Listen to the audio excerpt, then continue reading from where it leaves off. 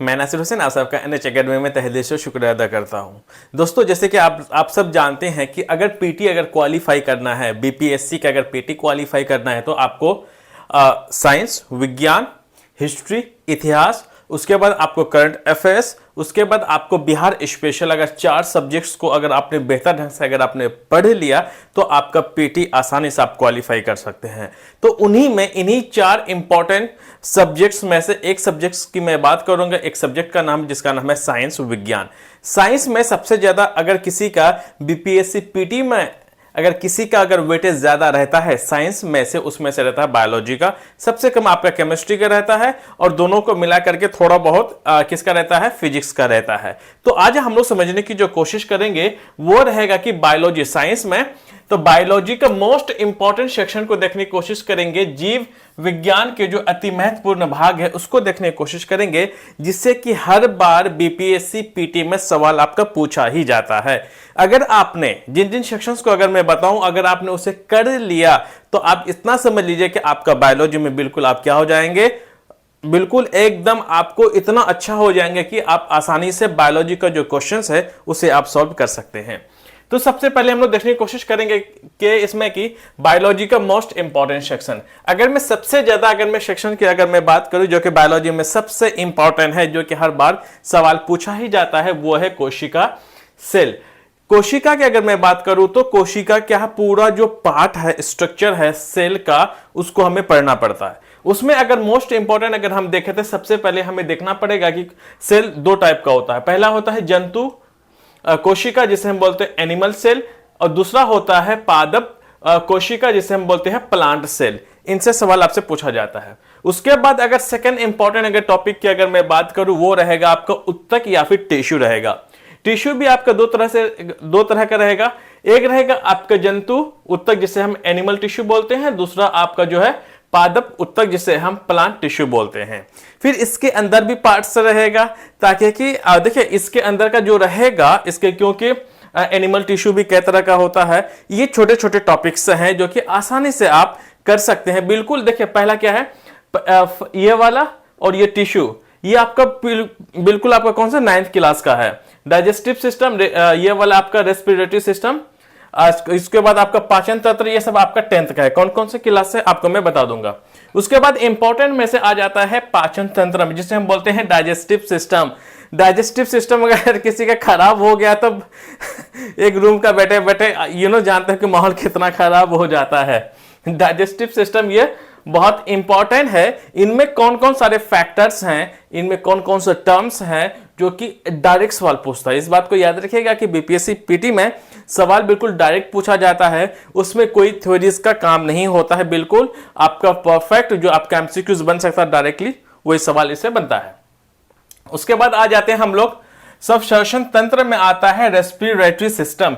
Respiratory system वो होता है जो हम सांस वगैरह लेते हैं, इंटरनल बॉडी, हमारे अंदरूनी शरीर के हिस्से में कौन कौन सा कारक हैं, किसके वजह से क्या चीजें होती हैं, उन सारे तमाम बातों को हम लोग कहां रेस्पिरेटरी सिस्टम में जानते हैं। उसके बाद अगर हम लोग अगला पॉइंट की अगर मैं बात करूं, अगला सेक्शन की अगर मैं बात करूं, वो रहेगा आपका परिसंचरण तंत्र, रक्त और रक्त समूह का भाग। कुल मिलाकर बात यहां पे ये हो रही है कि आपको सर्कुलेटरी सिस्टम की मैं बात कर रहा हूं। सर्कुलेटरी सिस्टम में बात यूं होती है कि पहले लंग्स में जाता है ब्लड, लंग्स से फिर कहां हमारे हार्ट में, मतलब हमारे हृदय हमारे दिल में जाता है, फिर पूरे बॉडी में जाता है, फिर हमारा दिल में ही फिर से आता है, उसका अलग अलग चैम्बर्स होता है, फिर वो लंग्स में आता है। तो इस तरह का जो जिसमें डीऑक्सीजनेटेड ब्लड और ऑक्सीजनेटेड ब्लड, उन सब सारे तमाम बातों को हम लोग कहां इस वाले में जानते हैं। और इसी सर्कुलेटरी सिस्टम ये जो हमारा है ये क्लास 10th का है। अगर आप क्लास 10th का अगर एनसीईआरटी अगर आप पढ़ लेते हैं तो आपको बहुत सारी चीजें तमाम बातें आपको समझ में आ जाएंगी। अगला अगर मैं बात करूं वो रहेगा उत्सर्जन तंत्र, जिसे हम बोलते हैं एक्सक्रीटरी सिस्टम। एक्सक्रीटरी सिस्टम में हम जो बात करते हैं ज्यादातर किडनी की मैं बात करता हूं, लेफ्ट किडनी, राइट किडनी, इन सब चीजों है और उनसे जुड़ी हुई जो बीमारियां कुछ है। उसके बाद हम लोग उसके जो फादर कौन है, किडनी का जो नेफ्रोलॉजी है, नेफ्रॉन्स है, उन सब के बारे में हम लोग जानते हैं। ये भी क्लास 10th का ही है। उसके बाद आ जाते हैं थोड़ा सा अंतःस्रावी ग्रंथियां, जिसे हम बोलते हैं एंडोक्राइन ग्लैंड्स। हार्मोन्स जो है ये भी हम जानते हैं। और इनके तहत अगर हम देखें तो ये थोड़ा सा क्या, थोड़ा सा 10th का होता है, थोड़ा सा 11 12 का होता है, ज्यादा ये टफ है नहीं। तो इन सब से याद रखना है कि आपको थ्योरी से सवाल नहीं पूछा जाता है, बिल्कुल आपको फैक्ट पूछा जाता है। तो उसके बाद जब फैक्ट पढ़ा जाता है तो हमें सारे डिटेल्स में हमें जाने की जरूरत नहीं होता, फैक्चुअल आता है। उसके बाद अगर हम लोग देखें इंडोक्राइन ग्लैंड्स हार्मोन की अगर मैं बात करूं, इसमें भी दो टाइप का होता है। पहला होता है जंतु हार्मोन जिसे बोलते हैं हम लोग एनिमल हार्मोन्स। सेकंड की अगर मैं बात करूं तो पादप हार्मोन जिसे हम बोलते हैं प्लांट हार्मोन। हार्मोन जो है एक हमेशा केमिकल लिक्विड के फॉर्म में होता है, जो कि हमारे इंटरनल बॉडीज में क्या होती है, रिलीज होती हैं। उनसे और रिलीज होना नहीं होना हमारे बॉडी का जो मैकेनिज्म होता है वो सब क्या होता है, बैलेंस करके रखता है। जो मेटाबॉलिज्म हमारे शरीर के अंदर में जो होता है उसको बैलेंस करने का काम हार्मोन्स होता है। और जब बच्चे छोटे होते हैं तो बहुत सारे हार्मोन्स काम नहीं करते हैं, जैसे बच्चे बड़े हो जाते हैं, जैसे आप हो चुके हैं, तो वहां पे कई सारे हार्मोन्स हमारे दिमाग में चलता रहता है। अलग अलग हार्मोन्स अलग अलग चीजों को रिलीज करता है अकॉर्डिंग टू एज, उसके बारे में हम लोग देखेंगे। और ये सारे हार्मोन्स क्या करता है, हमारे बॉडी के अंदर में मेटाबॉलिज्म को भी क्या करता है, कंट्रोल करता है। अब हम लोग आगे देखते हैं। उसके बाद अगला पॉइंट को अगर मैं देखूं वो रहेगा जनन एवं भ्रूण विकास, जिसे बोलते हैं रिप्रोडक्शन एंड एम्ब्रियो डेवलपमेंट। ये जो रिप्रोडक्शन है पूरा ये क्लास 10th का है। देखिए ज्यादातर जब, क्योंकि मैं ऑफलाइन क्लासेस लेता हूं, मैं 9th 10th को भी मैं पढ़ाता हूं, 11 12 को भी मैं पढ़ाता हूं। जब इस चैप्टर की जब मैं पढ़ाता हूं, लगभग मेरा 7 साल का एक्सपीरियंस रहा है इस क्लास में, तो अलग ही बच्चों का अट्रैक्शन रहता है। और इसी में मेल और फीमेल रिप्रोडक्शन में मेल और फीमेल दोनों का ही इसमें मतलब इसमें आपका सिलेबस में है, मतलब बीपीएससी पीटी में है, इसी रिप्रोडक्शन से। तो आप लोग जानते हैं रिप्रोडक्शन में। उसके बाद हम लोग इसमें देखने की कोशिश करते हैं कि एम्ब्रियो एंड डेवलपमेंट, ये थोड़ा सा 11th और 12th का पार्ट है, लेकिन इसमें भी थोड़े से 9th और 10th में थोड़े बहुत पढ़ाए जाते हैं। सो अगर आप रिप्रोडक्शन अगर आप क्लास 10th का अगर पढ़ लेंगे तो पढ़े ही होंगे, अगर नहीं पढ़े हैं तो इसको जरूर पढ़ लीजिएगा। ये आपको बहुत सारे सवालों का जवाब आपको क्लास 10th का साइंस से मिल जाएगा। इसको थोड़े बहुत हमें 11 12 का देखना पड़ता है और 9th 10th का भी देखना पड़ता है। उसके बाद अगर हम अगला सेक्शन की अगर मैं बात करूं वो रहेगा जंतु रोग और उसका उपचार, इसे जिसे हम बोलते हैं डिसीज एंड देयर ट्रीटमेंट। देखिए डिसीज एंड ट्रीटमेंट ये ऐसा सवाल है जो कि आपका क्लास 6 से लेकर के 12 तक का आता है, लेकिन क्लास 6 से लेकर के 12 तक सारे के सारे नहीं पढ़ने, कुछ कुछ हैं, याद रखना आपको, कुछ कुछ हैं जो कि आपके लूसेंट में वो सारी चीजें क्या है, अवेलेबल है। जब मैं पढ़ाऊंगा 1 by 1, देखिए जब मैं इन सब का हाईलाइट में तभी बताता हूं जब मुझे इन सब चीजों को प्रॉपर जब मुझे पढ़ाना होता है। जब मैंने यहां बता दिया तो मैं 1 by 1 सारे टॉपिक्स को मैं लेकर के चलूंगा। जैसे कि मैंने बिहार स्पेशल के क्रम में मैं वो वीडियो में लगातार लेकर के आ रहा हूं। उसके बाद मॉडर्न हिस्ट्री, आधुनिक भारत के इतिहास के क्रम में मैंने वो भी बताया है। और कई सारी चीजें हैं जो बीपीएससी से रिलेटेड, जो बीपीएससी के सिलेबस का इंपॉर्टेंट अहम हिस्सा में से भाग है, मैं उनको बहुत अच्छे ढंग से मैं बताते जाता हूं। अगर आपको हमारे वीडियोस ये वाले हों या इससे पहले भी कोई वीडियोस अगर आपको अच्छी लगती हैं तो प्लीज चैनल को लाइक, सब्सक्राइब और शेयर जरूर कर देना, ताकि कि आपको जो इंपॉर्टेंट जो मैसेज हैं और जो क्लासेस हैं, जो आपके सिलेबस का पार्ट है, वो मैं लगातार में लेकर के आता रहा हूं और आता रहूंगा अगर मैं जिंदा रहा तो। अगर ऊपर पहुंच गया तो खैर कोई बात नहीं। चलिए अब आगे देखते हैं। उसके बाद अगला पार्ट को अगर हम देखें तो वो रहेगा पोषक तत्व, जिसे हम न्यूट्रिएंट्स बोलते हैं। ये भी आपका क्लास 10th में मौजूद है। अगर आप देखेंगे जिसे बोलते हैं ऑटोट्रॉफिक मोड, है ना, हेट्रोट्रॉफिक मोड, तो वो हम लोग देखेंगे कि प्लांट्स जो है खाना कैसे बनाता है, माइक्रो ऑर्गेनिजम्स जो होता है वो अपना खाना कैसे बनाता है, वो इन सब चीजों में देखते हैं न्यूट्रिशन जैसे कि।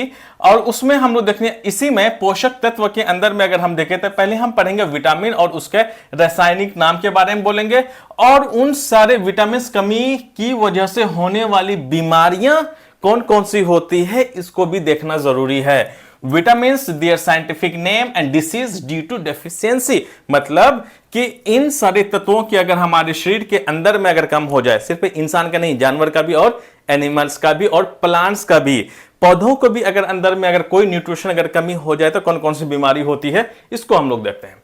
अगला है आपका कार्बोहाइड्रेट।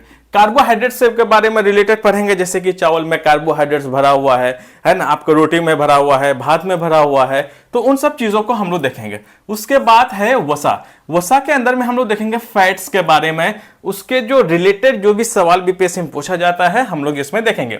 देखिए मैं पढ़ा नहीं रहा हूं, मैं सिर्फ सबके बारे में बता रहा हूं कि अगर आपने इन सब चीजों को कहीं से भी पढ़ लिया करे, है ना। देखिए बीपीएससी जो भी बड़े एग्जाम की जो तैयारी करता है ना, उसका एक बुक से पेट नहीं भरता है, भरना भी नहीं चाहिए। लेकिन मैं हमेशा इस बात को मैं कहता हूं कि 5 किताब अलग अलग किताबों से पढ़ने से बढ़िया है कि एक किताब को आप 5 बार पढ़ लो, क्योंकि एक ही चीज आप अलग अलग राइटर्स की ले लो, ठीक है, अलग अलग कंपनियां के ले लो, तो सारी चीजें एक ही चीज रहती है। सबको थोड़ा किसी का लिखने का तरीका भले ही अलग हो, लेकिन पढ़ाते तो वही चीज है। इसीलिए आपके पास कोई सा भी बुक है, आपको अगर कोई सा भी टॉपिक मिल जाता है, न्यूट्रिशन का मिल जाए, मतलब पोषक का मिल जाए, आपको रिप्रोडक्शन का मिल जाए, या फिर आपको कार्बोहाइड्रेट से हो जाए, या फिर कोई भी आपका सेल हो, टिश्यू हो, पाचन तंत्र हो, डाइजेस्टिव सिस्टम, कोई भी टॉपिक आपको कहीं पर भी मिलता है, आप पढ़ लेंगे तो आपका बड़े काम का चीज होने वाला है।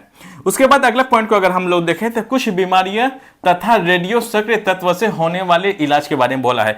मतलब कुछ ऐसे डिसीज हैं जो कि ट्रीटमेंट होते हैं, जिसके जो उपचार, जिसके इलाज हम लोग कर सकते हैं रेडियो एक्टिव एलिमेंट्स के द्वारा।